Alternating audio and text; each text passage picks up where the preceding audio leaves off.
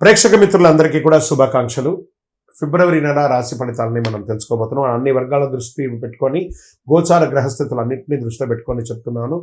జాతకం అనేది పడుతున్న వర్షానికి ఒక్క గొడుగు మాత్రమే, కానీ జాతకం జీవితం కాదు. మీరు మిమ్మల్ని నమ్మండి, మీ ఇష్టదైవాన్ని నమ్మండి, మీరు చేయాల్సిన బాధ్యతను ఖచ్చితంగా నెరవేర్చండి. భగవంతుడు మీతోనే ఉంటాడు. మనం ప్రయాణంలో ఒక స్పీడ్ బ్రేకర్స్ ఎలా ఉంటుందో అలా జాతకాన్ని వాడండి.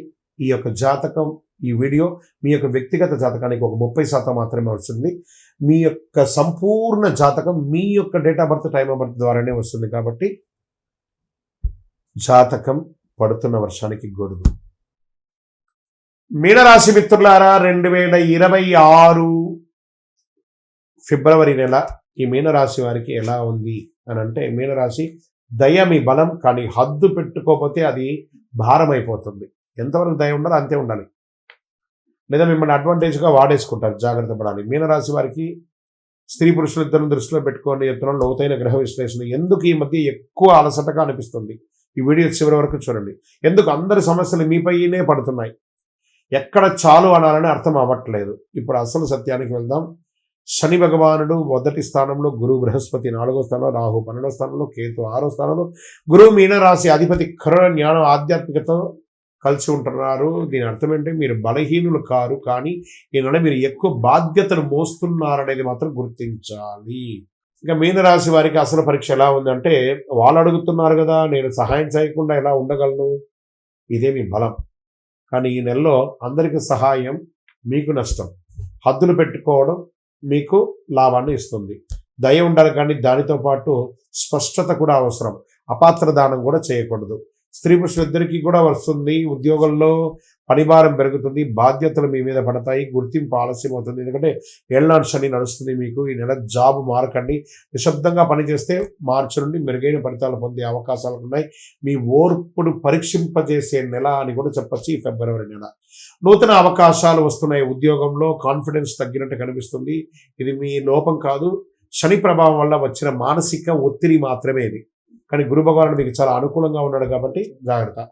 ఇంకా సర్వీస్ సెక్టార్లో బాగా స్ట్రెస్ ఉంటుందండి. ఈ యొక్క డిఫెన్స్ కానీ, పోలీస్ డిపార్ట్మెంట్ కానీ, డాక్టర్స్ కానీ, లేదా పబ్లిక్ సెక్టార్లో ఉన్నటువంటి వాళ్ళకందరికీ కూడా భారం పెరుగుతుంది. వ్యాపారంలో మంచి లాభాలు ఉంటుందని కూడా చెప్పచ్చు. ఇండస్ట్రీస్లో బాధ్యతలు పెరుగుతాయి.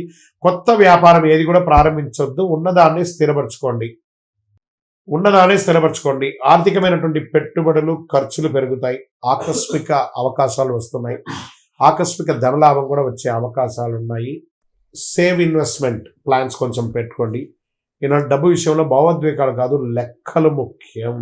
బాగా గుర్తుపెట్టుకోండి. మీకు రావాల్సినటువంటి లోన్స్ కానీ, చిట్ ఫండ్స్ కానీ, ఇవన్నీ కూడా వచ్చే అవకాశాలు బాగా కనబడుతున్నాయి.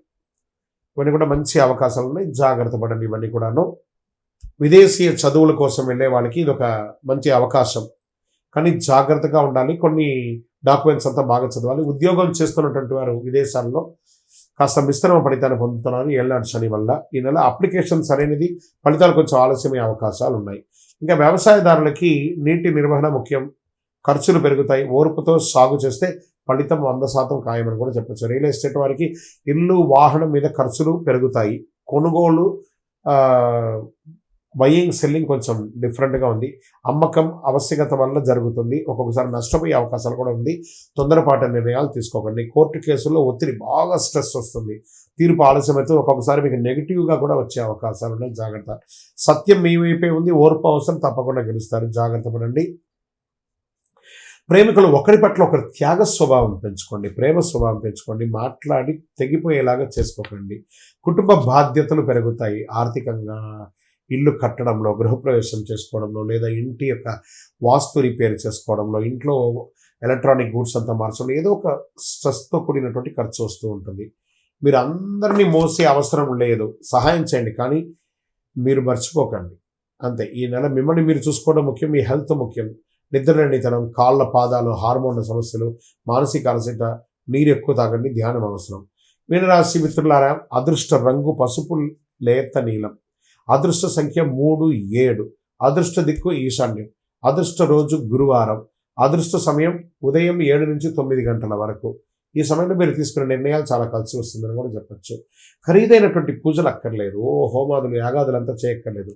అసలు భగవంతుడి దేవాలయానికి వెళ్ళి ప్రదక్షిణం చేయండి. గురువారం పసుపు దానం ఇవ్వండి. వృద్ధులకి రోగులకి బట్టలు ఇవ్వండి.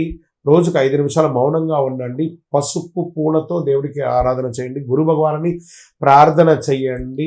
2026 ఫిబ్రవరిలో ఫలితాన్ని ఇచ్చే నెల కాదు, బాధ్యతను పరిపక్వత్వాన్ని మార్చే నెలగా మీనరాశి వారికి ఉండబోతుంది. మళ్ళీ చెప్తున్నాను, ప్రపంచాన్ని అంతా ఉద్ధరించడానికి మీరు మాత్రమే ఉన్నారనుకోకండి, మీరు కూడా ఉన్నారనుకోండి. ఎవరికి వాళ్ళకి తెలుసండి, వాళ్ళ ఉద్ధరణ వాళ్ళకి తెలుసు. బాగా చెప్తున్నాను, సీరియస్గా చెప్తున్నాను, మనసు నిలబెట్టే విధంగా చెప్తున్నాను.